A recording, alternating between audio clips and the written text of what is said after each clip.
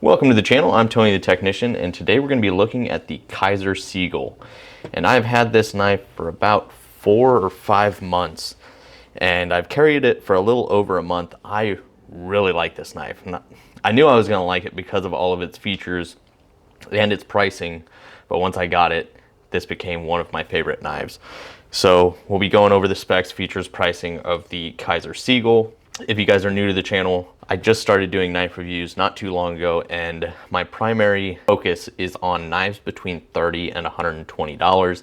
Occasionally we'll have a cheaper one, and then occasionally we may have a more expensive one, but I find a lot of really good quality knives between $30 and $120 that a lot of people would really enjoy. And if I ever come across bad ones, don't worry, I'll do a review on that as well, so you guys know not to purchase, or if you do decide to purchase, at least you know what my thoughts are for whatever that's worth. So the Kizer Seagull does have multiple different options. You can get them with aluminum scales, rich light scales, G10. This specific one is the gray micarta. It's also available with multiple different blade steels, so quite a few different options.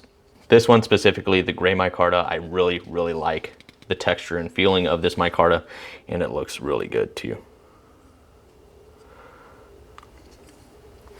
And then as far as the blade steel on this, it is 14C28N with a satin drop point design. As far as activation, you have a thumb hole, which works really well. I like to use it for the reverse flick. You do have a rear flipper tab, and then you also have a front flipper as well. All of them work really well. I like the multiple deployment options. It makes it fun, fidgety, but it just feels really solid. You do have 2 rows of jimping. You have one further back on the blade, and then you have another one further up, so if you need to choke up on the blade, you can. You also have jimping down here on the finger choil, which is really nice, so if you really got to choke up on it, you can do so. It feels really good in the hand. The handle's comfortable, and I just like all of the jimping and the overall shape of it. It is a liner lock with nested steel liners. You do have a steel deep carry pocket clip. It is non-reversible. You have the kind of gold bronze pivot ring with a color matched back spacer and lanyard hole. I like this color combination. I think it looks really good.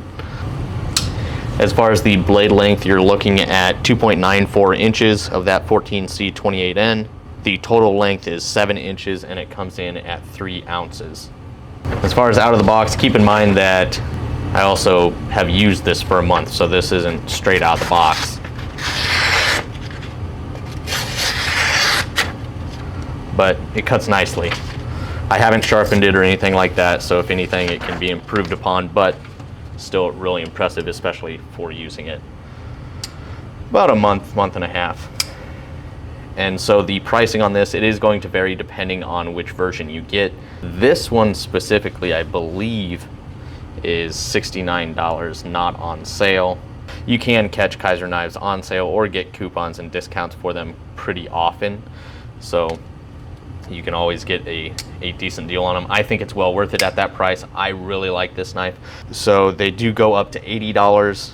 As far as I know, they might get more expensive than that.